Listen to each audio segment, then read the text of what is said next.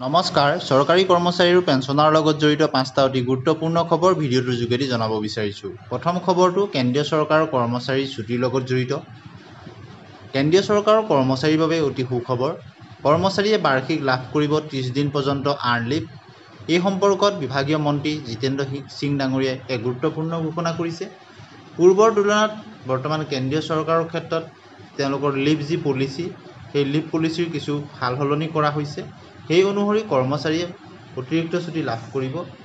এই কথা কেন্দ্ৰীয় ৰাজ্যিক মন্ত্ৰী জিতেন্দ্ৰ সিঙে বৃহস্পতিবাৰে ৰাজ্যসভাত জনাইছে। তেওঁ লগতে কয় যে এই আৰ্ণ লিভৰ উপৰিও কৰ্মচাৰীসকলে বছৰি 20 দিন অৰ্ধ ছুটি অৰ্থাৎ হাফ ডে লিভ, 8 দিনৰ নৈমিত্তিক ছুটি অৰ্থাৎ কেজুৱেল লিভ আৰু 2 দিনৰ ৰেষ্ট্ৰিক্টেড হলিডে লাভ কৰিব। গতিকে কেন্দ্ৰীয় কৰ্মচাৰীৰ কাৰণে অত্যন্ত এটা সুখবৰ হিচাপে বিবেচিত হৈছে। আৰু মন্ত্ৰী জিতেন্দ্ৰ সিঙে কয় যে central civil services leave rule 1972 অনুযায়ী এইসমূহ ছুটিৰ সুবিধা প্ৰদান কৰা হৈছে। এই নিয়মসমূহ 1 জুন 1972 তাৰিখৰ পৰা কাৰ্যকৰী কৰা হৈছে। দ্বিতীয়টো খবৰ অসম ৰাজ্যিক অংগনবাড়ী কৰ্মী সহায়িকাৰ তিনিচুকীয়া জিলাৰ তেওঁলোকে অংগনবাড়ী আৰু ৰান্ধনী কমিটিৰ তেওঁলোকে বিভাগীয় মন্ত্ৰী বিষয়ালৈ পত্ৰ প্ৰেৰণ কৰিছে 25 জুলাই তাৰিখত।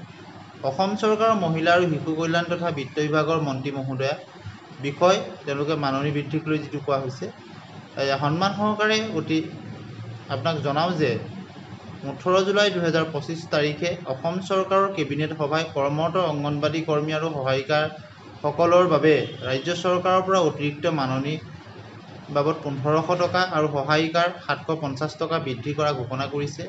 উল্লেখযোগ্য যে 2023 চনৰ 12 অক্টোবৰ তাৰিখত মহিলা আৰু শিশু কল্যাণ বিভাগৰ সঞ্চালকালয়ে এক বিভাগীয় প্ৰস্তাৱ অনুযায়ী চৰকাৰৰ ওপৰত দাখিল কৰিছিল। তলত উল্লেখ কৰা নিৰিখ অনুসৰি অংগনবাড়ী কৰ্মী সহায়িকাৰ 5500 টকা আৰু সহায়িকাৰ 1750 টকা বৃদ্ধিৰ প্ৰস্তাৱ। গতিকে অসম ৰাজ্যিক অংগনবাড়ী কৰ্মী সহায়িকাই সেই প্ৰস্তাৱ অনুসৰি বৃদ্ধি কৰিবৰ কাৰণে অনুৰোধ জনাইছিল। 2026 চনতে 8ম দৰমহা আয়োগ কাৰ্যকৰী হ'ব। এই সম্পৰ্কত বাতৰি কাকতত এটি বাতৰি প্ৰকাশ পাইছে। 8ম পে কমিশ্যন চৰকাৰী কৰ্মচাৰীৰ বাবে ডাঙৰ সুখবৰ। 5 বছৰত বৃদ্ধি পাব পেঞ্চন, অতি কমেও 3টা পদোন্নতি আৰু 15টা বৃহৎ পৰিৱৰ্তনৰ সম্ভাৱনা 8ম বেতন আয়োগত। গতিকে 8ম বেতন আয়োগৰ ক্ষেত্ৰত এটা সুখবৰ আহিছে। আৰু বহু প্ৰতীক্ষাৰ অন্তত কেন্দ্ৰীয় চৰকাৰৰ কৰ্মচাৰীসকলৰ বাবে আহিবলৈ গৈ আছে এটি সুখবৰ। 8ম বেতন আয়োগ সন্দৰ্ভত ডাঙৰ update. National council of joint consultative machinery পক্ষই টাৰ্মছ অৱ ৰেফাৰেন্স প্ৰস্তুত কৰাৰ ক্ষেত্ৰত তেওঁলোকৰ গুৰুত্বপূৰ্ণ পৰামৰ্শাৱলীসমূহ আগবঢ়াইছে।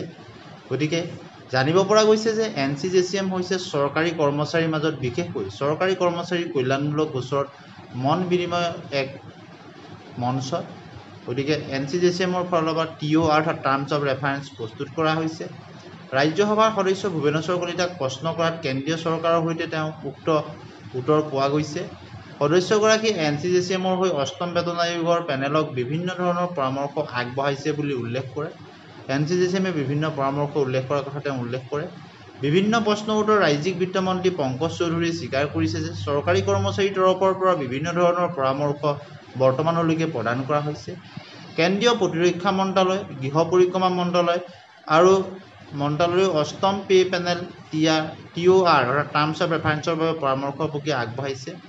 NCJCMৰ কৰ্মীসকলৰ এক প্ৰশিক্ষণ অধিৱেশনত জনোৱা হৈছিল যে পে পেনেল ঘোষণা কৰাৰ এমাহৰ ভিতৰত আগন্তুক 8ম দৰমহা আয়োগৰ বাবে প্ৰস্তাৱিত TOR চলিত বৰ্ষত প্ৰস্তুত কৰা হ'ব। 8ম বেতন আয়োগে সৰ্বভাৰতীয় সেৱা, প্ৰতিৰক্ষা আৰু অৰ্ধসামৰিক গ্ৰাম্য ডাক সেৱা, কেন্দ্ৰীয় শাসিত অঞ্চলৰ কৰ্মচাৰী নিৰীক্ষণ, উচ্চতম ন্যায়ালয়ৰ বিভিন্ন ধৰণৰ বিষয়ববীয়াৰ ওপৰতো কোৱা হৈছে। এই পৰামৰ্শ NCJCM 2019 নিয়ম 1957 চনৰ শ্ৰম মন্ত্ৰালয়ে পৰামৰ্শ দিয়াৰ দৰে 2026 চনৰ 1 জানুৱাৰীৰ পৰা সকলো কৰ্মচাৰী দৰমহাৰ স্কেলৰ ক্ষেত্ৰত পুনৰীক্ষণ অন্তৰ্ভুক্ত কৰা হৈছে, যাতে কৰ্মচাৰীসকলে সুৰক্ষিত তেওঁলোকৰ ভৱিষ্যতৰ ক্ষেত্ৰত লাভ কৰিব পাৰে। আৰু জানিব পৰা গৈছে যে 1, 2, 3, 4, 5, 6 নম্বৰ লেভেল একেলগে অৰ্থাৎ একত্ৰিত কৰা হ'ব বা মাৰ্জ কৰা হ'ব। ডিয়াৰনেছ ভাত্তা, দৰমহা অৰ্থাৎ লগতে DA আৰু DRও মাৰ্জ কৰা হ'ব। CCS অনুদানমূলক পেঞ্চনৰ ব্যৱস্থা বজাই ৰখাৰ লগতে বিভিন্ন ধৰণৰ প্ৰক্ৰিয়া ৰূপায়ণ কৰা হ'ব বুলি জানিব পৰা গৈছে। এই সন্দৰ্ভত দাবী উত্থাপন কৰা হৈছে। আৰু কৰ্মচাৰীৰ সন্তানৰ শিক্ষা ভাত্তা, হোষ্টেলৰ ৰাজসাহায্য, স্নাতকোত্তৰ পৰ্যায়ৰ পদোন্নতি, ৰেলৱে কৰ্মচাৰীৰ বাবে ৰিক্স ভাত্তা আদি প্ৰদানৰ পৰামৰ্শ প্ৰদান কৰা হৈছে। সমগ্ৰ শিক্ষাৰ এটি বিশেষ পদক্ষেপ। চাহ বাগিচাৰ বিদ্যালয়ক লৈ সমগ্ৰ শিক্ষা মিছনে গ্ৰহণ কৰিছে বিশেষ পদক্ষেপ।